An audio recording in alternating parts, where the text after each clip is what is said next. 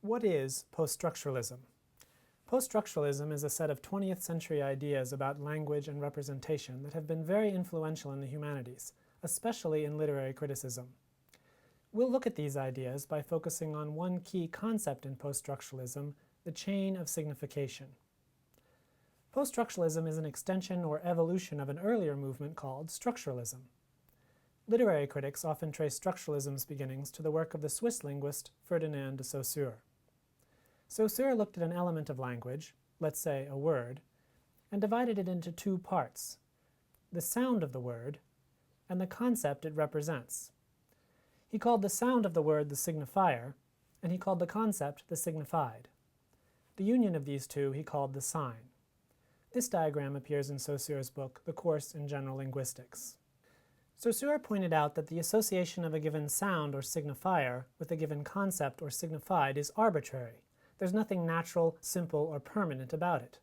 Saussure wrote, "The arbitrary nature of the sign dominates all the linguistics of language. Its consequences are numberless." This line, and its emphasis on the arbitrary association between these two halves, suggested an uncertainty or slippage in language that would become a key tenet of poststructuralism. How does that slippage arise? Well, in place of this idea that signified and signifier were closely tied to one another, Saussure observed that each term is defined in relation to other similar terms nearby. For example, the sound of the word horse differs only slightly from horn and hearse. Saussure pointed out that the concept, the signified, was also defined differentially in the same way. Defining meaning not positively but negatively, as a kind of gap between adjacent terms, this also contributed to this sense of slippage, and it would have far-reaching implications for later critics. In fact, Saussure had another diagram to express the blurry boundaries between terms.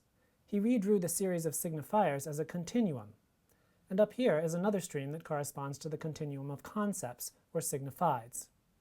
It's language's role to delineate units of meaning and map between these two streams. It is mysterious, Saussure wrote, that language works out its units while taking shape between two shapeless masses. But Saussure's model remained simple in the sense that it was essentially one-dimensional. What happens when we introduce additional layers of signification?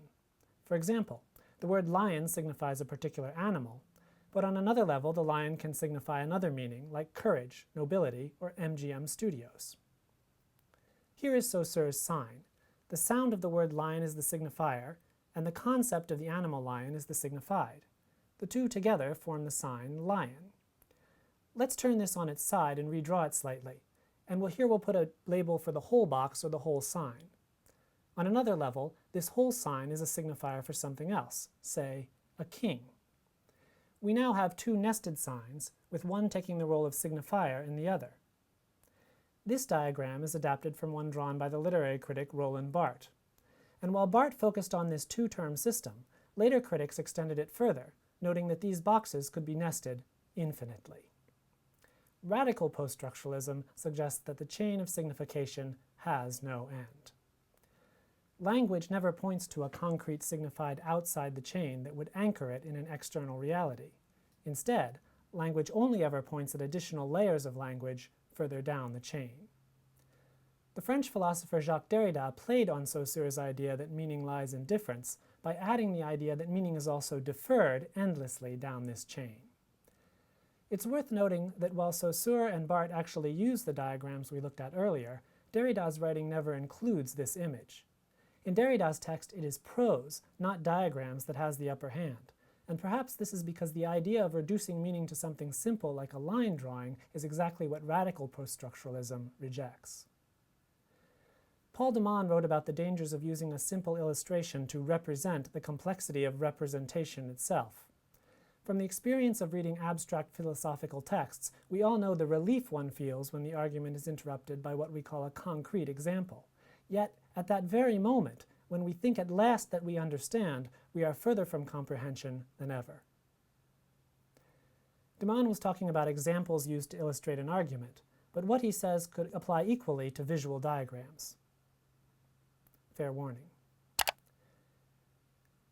Literature influenced by poststructuralism may reproduce these recursive structures in itself through devices like metafiction, in which the narrative contains other narratives nested within it. The opposite of this might be something like literary realism, literature that believes it can clearly and faithfully represent a reality that lies outside language. Poststructuralist critics tend to be skeptical of that belief and even wary of it. Whatever literature they look at, critics working in the wake of poststructuralism have embraced the ambiguity of language by searching for ways that the smallest details of a text can be read to generate new meanings, particularly surprising, even playful meanings that are at odds with the more obvious interpretations of a text. These conclusions about the slipperiness of meaning can be applied to non-literary language as well. Media theories influenced by poststructuralism suggest that the mass media no longer portrays real external events, but that events now mimic the media or are staged for it.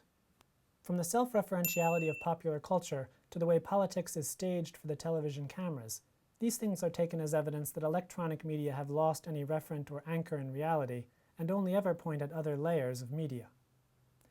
Derrida famously declared that there is nothing outside of the text.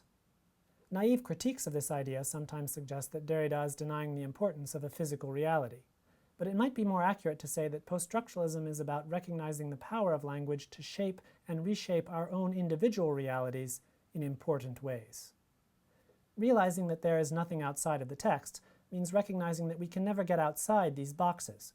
We can never get to the end of this chain, because there is no meaning or referent that cannot in turn be reinterpreted to mean something else. This idea that meaning is endlessly postponed may sound like a bleak conclusion, but many literary critics see it as an optimistic one. The more freedom or play in this chain, the more room for a reader to generate his or her own meanings from the text. This term play was a key one for Barth. He used it to refer to a flexibility or movement in the text that allowed it to be interpreted in different ways.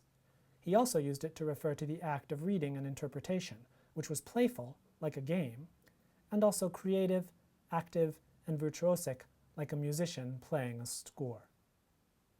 This is a short definition of poststructuralism, but as you may be able to see, an even more concise definition could be that poststructuralism is a suspicion of concise definitions.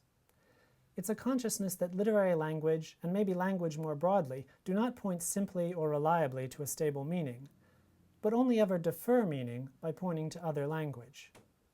Poststructuralism encourages a way of reading that is aware of the gaps in meaning that inevitably exist in language. It is a way of reading that does not try to get outside language to nail down meaning or close those gaps. Rather, it revels in the play of language and plays at constructing new meanings in the spaces these gaps open up. So we'll transition from the flash animation to the live action footage of me drawing, but just when the audience thinks that they're seeing the reality behind the scenes, that footage will actually retreat into a box in the upper left, the signifier box, reminding them that this footage too is just one more signifier. Then the thing we're signifying, these critical texts like Derrida, will appear in the upper right in the signified box. And the production credits, the people who produced this whole sign of the film, will appear below. And eventually we'll zoom out to show a second camera to remind people that no matter how many layers of signification you peel away, there's always another layer underneath. Maybe we can even run this voiceover under the credits. And fade to white.